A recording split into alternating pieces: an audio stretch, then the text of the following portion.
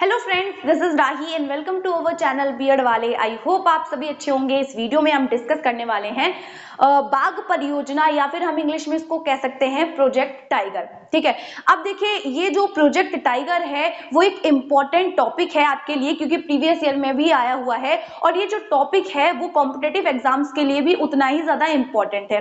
तो अगर हम इसकी बात करें प्रोजेक्ट टाइगर की, तो प्रोजेक्ट है उसमें क्या है, मतलब सरकार द्वारा चलाई गई एक परियोजना है जिसमें हम बाघों को संरक्षित करते हैं, सुरक्षित करते हैं। क्यों? क्योंकि एक स्थिति, एक सिचुएशन ऐसी आई थी जब बाघों की संख्या इतनी ज्यादा कम हो गई थी कि जो बाघ है वो विलुप्ति के कगार पे थे, है ना, जो कि हमारा राष्ट्रीय पशु है।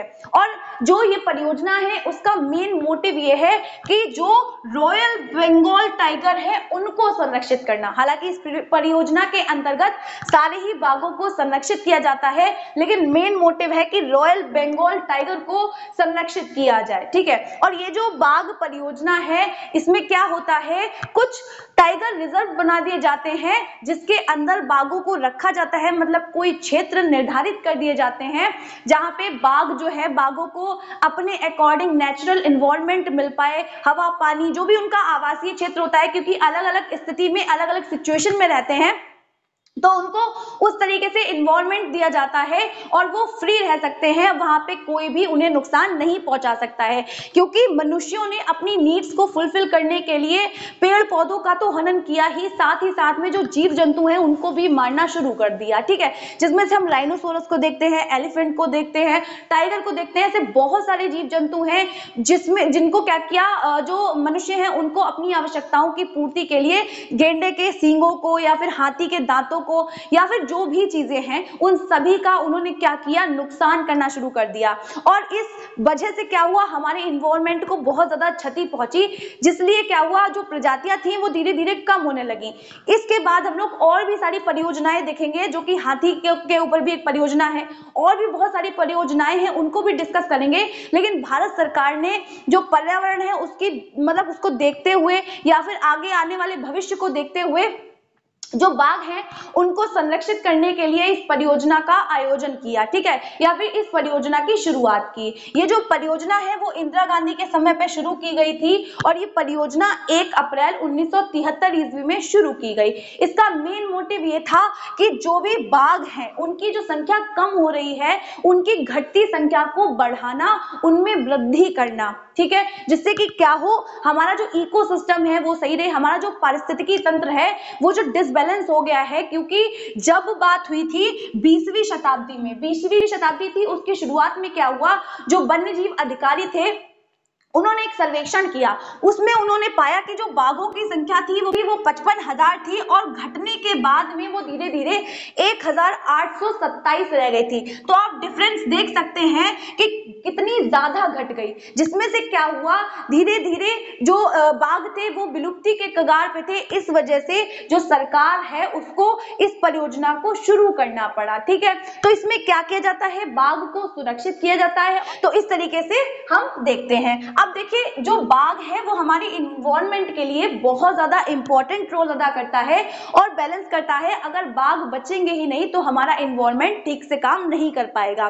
ठीक है, अगर हम बात करें तो 29 जुलाई को बाघ दिवस मनाया जाता है और विश्व में लगभग 75% जो बाघ हैं वो कहाँ पाए जाते हैं, नेपाल और भारत में पाए जाते हैं। ठीक है, और यहाँ पे अगर नुकसान होने लगेगा, यहाँ पे बाघों की संख्या कम होने लगेगी तो क्या होगा, हमें बहुत ज्यादा नुकसान का सामना करना पड़ सकता है। इसीलिए इनकी सुरक्षा का जिम्मा जो है वो हमारे ही ऊपर है। ठीक है, तो जब ये परियोजना आई उसके शुरू होने के बाद में इतनी रह गई थी बाघों की संख्या, और इस परियोजना के बाद में 1985 में बाघों की संख्या बढ़कर 4002 हो गई और वहीं पे 1989 में क्या हुआ, 4,334 हो गई बाघों की संख्या। तो कुल मिला के हम ये कह सकते हैं कि जो इम्पोर्टेंट रोल था इस परियोजना को शुरू करने में वो किसका था, श्री कैलाश चंद्र सांखला का था। इनको हम टाइगर मैन भी कहते हैं।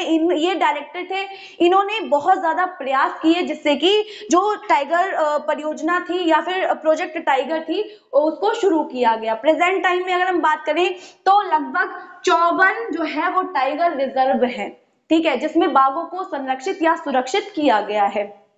अब ये जो हम देख रहे हैं बार बार, तो आप बार बार ये सोच रहे होंगे कि टाइगर रिजर्व किसको कहते हैं। तो अभी हम टाइगर रिजर्व को समझेंगे, उससे पहले हम ये भी जान ले रहे हैं कि मध्य प्रदेश को क्या कहा जाता है, टाइगर स्टेट के नाम से जाना जाता है, क्योंकि वहां पर सबसे ज्यादा क्या है, टाइगर पाए जाते हैं, यानी बाघ पाए जाते हैं। ठीक है, इतनी चीजें आपको समझ में आ गई हैं। तो हम ये देखेंगे कि टाइगर रिजर्व क्या है। देखिए, बाघों को सुरक्षित रखने के लिए टाइगर रिजर्व बनाए गए या टाइगर रिजर्व का निर्माण किया गया। टाइगर रिजर्व उनको कह रहे हैं जैसे कि जो राष्ट्रीय पार्क है या फिर जो वन्य जीव अभ्यारण्य है, उनको ही हम टाइगर रिजर्व घोषित कर दिया गया, जहां पे बाघों को सुरक्षित या संरक्षित रखा जाएगा। अब किसी भी एक पर्टिकुलर क्षेत्र को हम टाइगर रिजर्व नहीं कह सकते हैं। टाइगर रिजर्व हम उसे कहेंगे जब राज्य सरकार अपनी कुछ सिफारिशें करेगी। एक ऑर्गेनाइजेशन है जिसको हम NTCA कहते हैं, यानी नेशनल टाइगर कंजर्वेशन अथॉरिटी। ये एक ऑर्गेनाइजेशन है जो वर्क करता है हमारे इन्वायरमेंट को लेकर। तो यहाँ पे क्या है, जब ये परमिशन देता है, ये जो ऑर्गेनाइजेशन है वो हमारे जो राज्य सरकार है उसको परमिशन देगा, तब जो राज्य सरकार है वो किसी भी क्षेत्र को टाइगर रिजर्व घोषित कर देगा। यानी जो टाइगर रिजर्व है उसमें क्या है, हमारे भारत में अलग अलग राज्यों में बहुत सारे टाइगर रिजर्व बनाए गए हैं, और सबसे पहला जो टाइगर रिजर्व था वो किसको घोषित किया गया, जो हमारा सबसे पहला राष्ट्रीय उद्यान था, यानी जिम कॉर्बेट, जो 1936 में स्थापित किया गया था, जिसको पहले हेली कहा जाता था और अब प्रेजेंट टाइम पे उसको रामगंगा कहा जाता है। तो जो हमारा जिम कॉर्बेट है राष्ट्रीय उद्यान, उसको 1973 ईस्वी में टाइगर रिजर्व घोषित किया गया, यानी वहां पे भी जो बाघ है उनका संरक्षण किया जाता है। ठीक है, तो ऐसे ही बहुत सारी चीजें हम अभी और देखने वाले हैं कि सबसे बड़ा जो टाइगर रिजर्व है वो कौन सा है, सबसे छोटा टाइगर रिजर्व कौन सा है, और साथ ही में जो 54 हमारे टाइगर रिजर्व है भारत में, हम उन सभी के नामों को देखेंगे।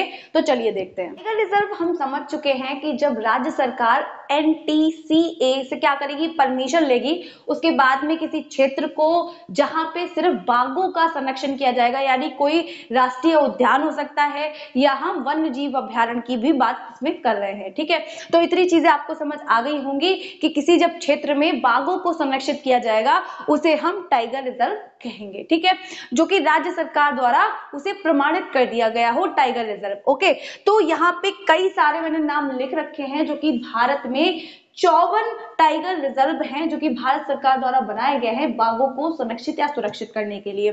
तो फटाफट से हम इनको डिस्कस कर लेते हैं। सबसे पहले अगर हम बात करें तो कॉर्बेट, यानी जो जिम कॉर्बेट टाइगर रिजर्व है, उसको जो है वो 1973 और 74 ईस्वी में टाइगर रिजर्व घोषित किया गया था। ऐसे ही ये जो सारे आपको देखने के लिए मिल रहे हैं, इनको पहले ही स्थापित कर दिया गया था राष्ट्रीय उद्यानों को, लेकिन बाद में इनको टाइगर रिजर्व घोषित किया गया। तो हम ये देख रहे हैं कि इनको कब टाइगर रिजर्व घोषित किया गया।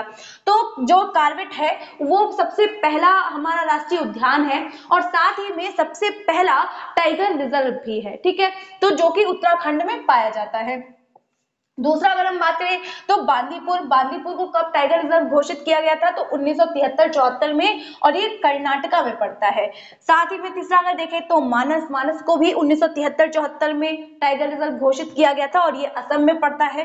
कान्हा को 1973-74 ईस्वी में कान्हा रिजर्व जो टाइगर है उसको मध्य प्रदेश में पड़ता है और इसको 73 और 74 में टाइगर रिजर्व घोषित किया गया था। साथ ही में सुंदरवन की बात करें तो उसको भी 1973 और 74 ईस्वी में टाइगर रिजर्व घोषित किया गया और ये पश्चिम बंगाल में पाया जाता है। ठीक है, उसके बाद अगर हम बात करें रणथंभौर की तो 1973 और 74 ईस्वी में इसको भी टाइगर रिजर्व घोषित किया गया था और ये राजस्थान में आता है। ठीक है, उसके बाद अगर हम बात करें तो पलामू, ये भी 1973 और 74 ईस्वी में इसको भी टाइगर रिजर्व घोषित किया गया और ये झारखंड हिस्से में पड़ता है। ठीक है, उसके बाद अगर हम बात करें तो सिमिलीपाल को 1973-74 ईस्वी में टाइगर रिजर्व घोषित किया गया और साथ ही में ये उड़ीसा में पड़ता है। मेलघाट की बात करें तो इसे भी 73 और 74 ईस्वी में टाइगर रिजर्व घोषित किया गया और ये महाराष्ट्र यानी हम कह सकते हैं गुजरात के नीचे वाला जो हिस्सा है वहां पे पाया जाता है। उसके बाद अगर सरिस्का की बात करें तो इसे 1978 और 79 में टाइगर रिजर्व घोषित किया गया और साथ ही में ये जो है राजस्थान वाले हिस्से में पाया जाता है। पेरियार जो है वो केरल में पाया जाता है और इसको भी 1978 और 79 में क्या किया गया, टाइगर रिजर्व घोषित किया गया। ऐसे ही जो इंद्रावती है वो भी क्या है, उसे भी इंद्रावती जो टाइगर रिजर्व है उसको 1982 और 83 में मतलब टाइगर रिजर्व घोषित किया गया। ये छत्तीसगढ़ में पाया जाता है। ऐसे ही जो बक्सा है, बुक्सा, उसको भी 1982 और 83 ईस्वी में टाइगर रिजर्व घोषित किया गया। पश्चिम बंगाल में पाया जाता है ये। और साथ ही में नागार्जुन जो सागर श्री शैलम जो है 1982 और 83 ईस्वी में इसको टाइगर रिजर्व घोषित किया गया। और साथ ही में ये सबसे बड़ा टाइगर रिजर्व भी माना जाता है। कौन सा? नागार्जुन सागर श्री शैलम। इसको सबसे पहला माना जाएगा जिम कॉर्बेट को, और सबसे बड़ा किसको माना जाता है? नागार्जुन सागर श्री शैलम को। सबसे छोटे की बात करेंगे तो हम किसकी बात करते हैं? पेंच की बात करते हैं, जो कि मध्य प्रदेश में पाया जाता है। अभी हम आगे देखेंगे भी, ठीक है। तो ये आंध्रा में पाया जाएगा जो सबसे बड़ा टाइगर रिजर्व है। ओके, उसके बाद अगर हम बात करें तो नामदफा, नामदफा जो है उसे भी हमने 1982 और 83 ईस्वी में टाइगर रिजर्व घोषित किया गया राज्य सरकार के द्वारा। ये अरुणाचल प्रदेश में पाया जाता है। उसका की तो इसे 1987 और 88 में टाइगर रिजर्व घोषित किया गया। यहाँ पे इन सभी जगहों पे बाघ का संरक्षण किया जाता है। एक ऐसा क्षेत्र निर्धारित है जहाँ पे बाघों के साथ साथ अन्य जीवों को भी रखा गया है। साथ में बाघों का भी संरक्षण यहाँ पे किया जाता है, जो कि उत्तर प्रदेश में पाया जाता है, दुधवा नेशनल पार्क लखीमपुर में। ओके, उसके बाद में अगर हम बात करें तो कलाकंड की बात करें, कलाकंड मुंदन थरई, ठीक है। तो ये 1988 और 89 में इसको बनाया गया, क्या? टाइगर रिजर्व, और ये तमिलनाडु में पाया जाता है। वाल्मीकि की बात करें तो ये इसको जो है वो 1989 और 90 में इसको टाइगर रिजर्व घोषित किया गया और ये बिहार में पाया जाता है। साथ ही में इंदिरा प्रियदर्शनी पेंच जो है वो 1992 और 93 में इसको टाइगर रिजर्व घोषित किया गया और ये मध्य प्रदेश में पाया जाता है। उसके बाद अगर हम लोग देखें तो बांधवगढ़ जो कह सकते हैं राष्ट्रीय उद्यान है, उसको 1993 और 94 ईस्वी में टाइगर रिजर्व घोषित किया गया और ये मध्य प्रदेश में पाया जाता है। टडोबा जो अंधेरी है उसको 1993 और 94 में राष्ट्रीय टाइगर रिजर्व घोषित किया गया और ये महाराष्ट्र में पाया जाता है। डंपा की बात करें तो 1994 और 95 में इसको टाइगर रिजर्व घोषित किया गया और साथ ही में ये मिजोरम में पाया जाता है, यानी जो हमारा पूर्वोत्तर वाला हिस्सा है, ठीक है। उसके बाद अगर हम बात करें तो पन्ना टाइगर, इसको 1994 और 95 में क्या किया गया? टाइगर रिजर्व घोषित किया गया और मध्य प्रदेश में पाया जाता है। मध्य प्रदेश को हम लोग टाइगर स्टेट भी कहते हैं, अभी हमने देखा था, जहां पे बाघों की संख्या सबसे ज्यादा पाई जाती है। भद्रा की बात करें तो 1998 और 99 में इसको टाइगर रिजर्व घोषित किया गया और ये कर्नाटका में पाया जाता है। 25 में बात करें तो मैं इसी की बात करी थी कि जो पेंच है 1998 और 99 में इसको टाइगर रिजर्व घोषित किया गया, जो कि महाराष्ट्र में पाया जाता है और इसे ही सबसे छोटा टाइगर रिजर्व कहा जाता है। ओके, उसके बाद अगर हम बात करें तो पक्के, ये 1999 में इसको टाइगर रिजर्व घोषित किया गया और ये अरुणाचल प्रदेश में पाया जाता है। सतपुरा टाइगर रिजर्व नामेरी जो है वो 1999 और 2000 में लगभग इसको टाइगर रिजर्व घोषित किया गया और ये मध्य प्रदेश में पाया जाता है। नामेरी जो है वो 1999 और 2000 में इसको टाइगर रिजर्व घोषित किया गया और ये असम में पाया जाता है। साथ ही में अगर हम 29वां देखें तो उदंती सीता नदी 2008 और 2009 में इसको टाइगर रिजर्व घोषित किया गया, जो कि छत्तीसगढ़ में पाया जाता है। और अगला अगर हम देखें तो अनाम लाई 2008 और 2009 में, ठीक है, इसको टाइगर रिजर्व घोषित किया गया, साथ में ये तमिलनाडु में पाया जाता है। अगर हम लोग देखें तो कांजीरंगा 2008 और 2009 में इसे टाइगर रिजर्व घोषित किया गया और ये असम में पाया जाता है। उसके बाद अगर हम देखें तो सतकोरिया 2008 और 2009 में इसको टाइगर रिजर्व घोषित किया गया और ये उड़ीसा में पाया जाता है। डांडेली जो है वो 2008 और 2009 में इसको टाइगर रिजर्व घोषित किया गया और कर्नाटक में पाया जाता है, क्योंकि ये ऑलरेडी पहले से ही राष्ट्रीय उद्यान बने हुए थे, मतलब किसी सन में बने, जैसे कि 1936 ईस्वी में जिम कॉर्बेट बना था, पहले से ही था। उसके बाद 1973 ईस्वी में उसे टाइगर रिजर्व घोषित किया गया। इसी तरीके से सारे राष्ट्रीय उद्यान है। ओके, उसके बाद अगर हम बात करें तो अचानक मार 2008-2009 में इसको भी टाइगर रिजर्व घोषित किया गया और ये छत्तीसगढ़ में पाया जाता है। मुदुमलई की बात करें तो 2008-2009 में इसको भी टाइगर रिजर्व घोषित किया गया और ये तमिलनाडु में पाया जाता है।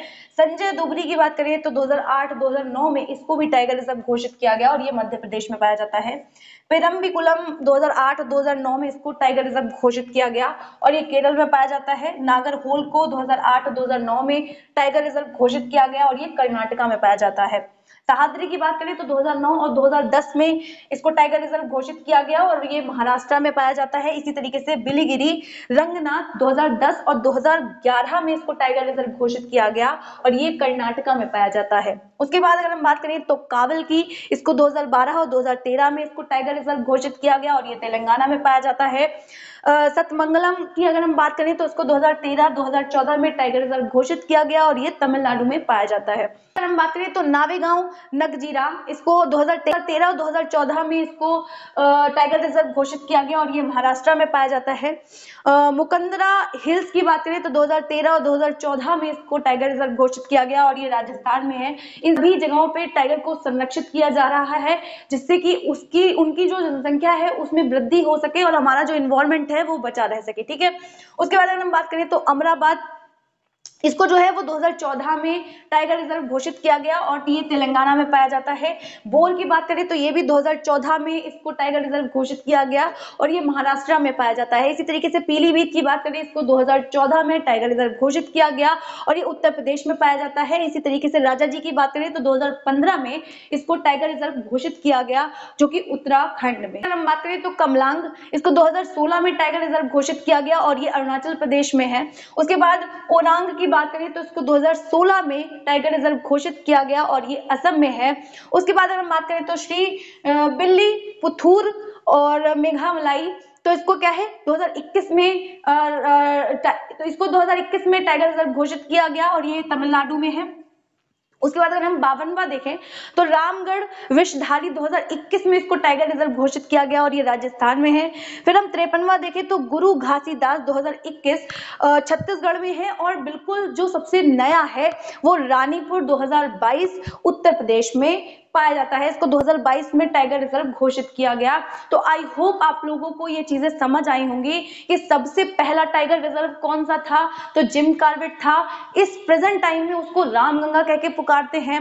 सबसे बड़े की बात करेंगे तो हम नागार्जुन की बात करेंगे, नागार्जुन सागर की, ठीक है। सबसे छोटे की बात करेंगे तो हम पेंच की बात करेंगे और अगर सबसे नए की बात करेंगे कि सबसे नया टाइगर रिजर्व कौन सा है तो हम रानीपुर की बात करेंगे, रानीपुर टाइगर रिजर्व, ठीक है। तो इस तरीके से ये चीजें हमने देखी और ये जो परियोजना थी वो बाघों के संरक्षण के लिए थी। इसका मेन मोटिव यही था कि किस तरीके से बाघों की संख्या को बढ़ाया जाए और इसका मुख्य उद्देश्य ये था जो रॉयल बंगाल टाइगर थे उनको संरक्षित करना, ठीक है। तो इस तरीके से इस टॉपिक को हमने कवर किया। अगर आप लोगों के लिए ये वीडियो यूजफुल रही हो तो इस वीडियो को लाइक कर दीजिएगा, चैनल को सब्सक्राइब कर लीजिएगा और इससे पहले मैंने बहुत सारी वीडियोस बनाई हुई हैं, तो अगर आपने नहीं देखी हैं तो जाकर देखिए। अच्छी लगे तो वीडियो को लाइक कीजिए, चैनल को सब्सक्राइब कीजिए। इसी तरीके की मोर वीडियोस के लिए मिलते हैं नेक्स्ट वीडियो में, तब तक के लिए जय हिंद।